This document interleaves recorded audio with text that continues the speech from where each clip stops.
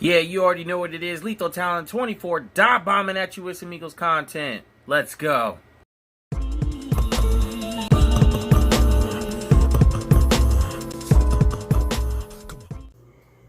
Yo, what up, fam? It's your boy Lethal Talent 24 coming at you with another video. And yo, man, it's Loser Monday. We not feeling it. I understand. We just gotta take our licks. We gotta take our L and move on, man. We gotta move on to the Los Angeles Rams. We're gonna do that. Shout out to them for beating the Cowboys, though. But regardless, we gotta take care of what's ours, what's in front of us, and we didn't do that against the Washington football team yesterday. So. I'm going to go over a few things. First, I just want to, I want to hit on a couple things now.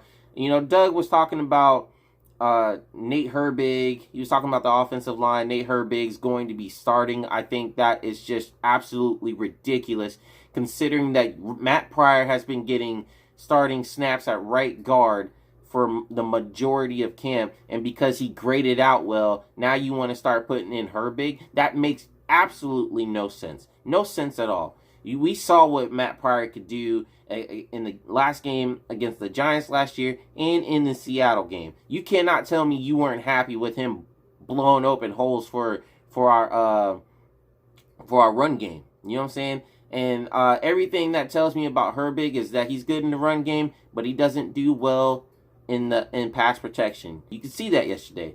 All the pressure was coming from the left side. Now, Jack Driscoll, man, I'll give props to him. He hung in there against Ryan Kerrigan and and really just he was solid in his protection. But once he went out and Jordan Mailata came in, I don't know why everybody's so high on him. He's a rugby player. He doesn't know football. I mean, he could be in this program for 7 freaking years, and he will not be able to be a starter in this league. Period, point blank. He's not going to be that swing tackle. And even Jason Kelsey said this. And I knew this was something that we knew all along. That we took Halapoulivaati Vaitai for granted. We took Big V for granted. Because he came in and absolutely just, even though his first game was against Washington, right tackle, and it was just trash. Lane Johnson left us hanging out to dry again. Yeah, a lot of this is going to be me feeling pretty salty about stuff. So just hang in there with me. But regardless, Big V was there when we needed him the most. And we do not have that anymore. So it was really up to the coaches and everything, you know what I'm saying, to get everything straight. Now, Doug, basically, talked about Craig James, he talked about Rudy Ford and his, his punt coverage. That was a positive. Yay. Unfortunately, it didn't help us win the game. It did not help us win the game. And, now it's out there that Craig James is injured. The guy that they got rid of, Sidney Jones and Rasul Douglas for. And this is why I was saying cornerback depth was absolutely imperative to have. O-line depth was absolutely imperative to have. And then now running back depth is absolutely imperative to have. But I'm gonna hit on that here in a second. What I want to say is this. We had corners that knew our system. I said this before, and I'm saying it again. And now we're down, one more person. Now we're down to 4. We got Darius Slay, we got Avonte Maddox, we got Nikel Roby-Coleman, who, by the way, but I believe, he's got to wrap up when he's trying to tackle, because Peyton Barber doesn't get that first down for the Washington football team to score that touchdown if he wraps him up. That was a 4th down play, and he shoulder charges him and basically propels him forward for the first down. But regardless, you have Nikel Roby-Coleman, and then you got Cravon LeBlanc. That's it. He out now. And Jacksonville promoted Sidney Jones basically, because their cornerback has an injury, but to take Sidney away from him. See, this is why you can't make stupid ass moves like this. You have to know where your injuries mostly come from and make sure you have depth at that position. It's just mind-boggling how these people think, how the people in the front office think, how these coaches think. And Doug Pederson, he's just not in his right mind right now. I don't understand it. He came in, his He completely ruined the chemistry of the offensive line. That offensive line really had no chemistry to protect Wentz. Let's call a spade a spade. That is what it is. You know what I'm saying? And you got Vinny Curry out. The defense held up, but they gave up 27 points. And a lot of that was field positioning that our coach put us in. How you going to 4th and 3 on the pass to Zach Ertz where he dropped? Why are you going for it there? You have 3 timeouts. There's 4 minutes left in the game. You punt the ball. Cameron Johnson's got a freaking leg of iron. He'll punt it all the way over to the end of the to the other side of the field and give you good positioning and field positioning. That means they got to come the whole length of the field, or at least from the 20-yard line. But you didn't do that. And they had short field, and they got the job done. You put more pressure on the defense than need be, and you ended up paying for it. Doug, yesterday's game, it starts with Doug. Doug just calling plays for Carson to throw it down the field and, not adjusting. He did not adjust.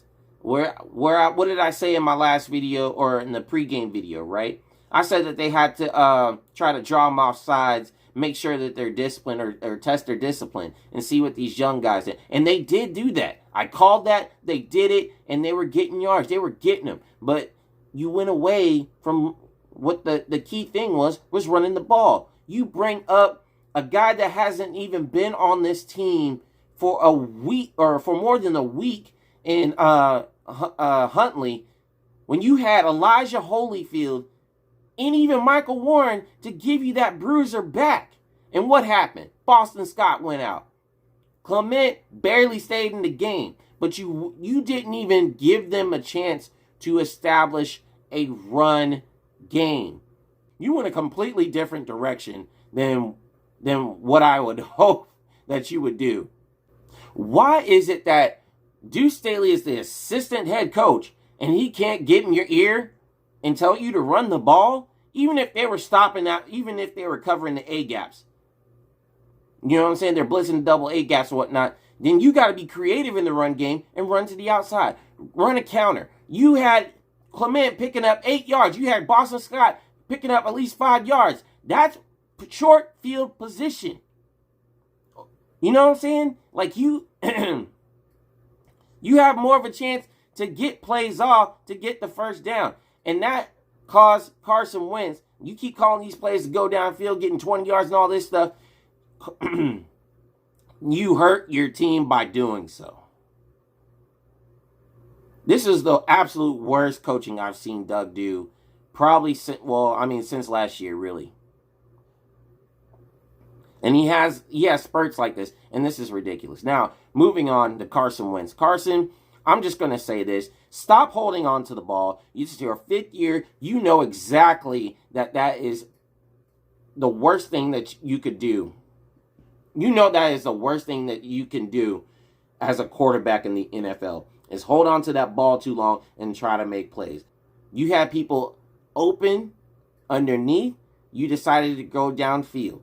It is absolutely ridiculous that it's your 5th year and you are still struggling with reading and reading defenses quickly and taking the underneath.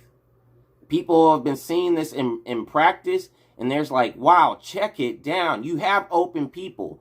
I give it good quarterbacks, or at least halfway decent quarterbacks, know to, if you don't have anything downfield as quick as possible, then you check it. And you refuse to do it. So that is on you. The deep bombs and all that, the deep ball accuracy, you're not going to hit every deep ball. No quarterback in the league does. I mean, it is what it is. Him missing Rager on that last one, but hitting him on the first one. And then the Deshaun Jackson, like 30-yard pass was stupid on 3rd and 3. You had Dallas Goedert and the stick and nod. That would have been an easy first down. And there wouldn't have been no need for Doug to go for it. But regardless, that's play calling right there. And then you got Carson Wentz basically just out there like a deer in headlights. I hate to say it, but that's what it was. Our offensive line was absolutely atrocious. They had no chemistry outside the first half, and everything blew up. Now, credit to Washington. I like Jack Del Rio as far as the defense coordinator. He took every advantage. He smelled blood in the water. He went after it, calling blitzes in the AA gaps. And, from the outside, he had them spread out first and, just testing them to see what these guys could do one-on-one. And then when it came down to, all these injuries and our offensive line is sustaining, he just went in full force. He just pinned their ears back and let them go eat. And that's exactly what happened. And when Carson Wentz doesn't have that protection, that's what you're going to see. Our offensive play was good. Our playmakers could have been there. There was no J.J. Arcega-Whiteside. Jalen Reagor needs to be better at getting out of his breaks. He seems like he's thinking rather than playing. It's gonna take some time for him to gel in the NFL. But I think he's gonna be something pretty special. So we'll see. Hightower, rookie jitters or not, he needs to catch the ball. He needs to attack the ball. That is period, point blank. You've been a receiver. You've played receiver for a while. I get things are going to be different in the NFL, but all that is football. All that remains the same. You have to go out and protect the football. And if you don't have a shot at getting it, and you see a defender that's about to get an interception, then you play defense. You be the defensive or cornerback.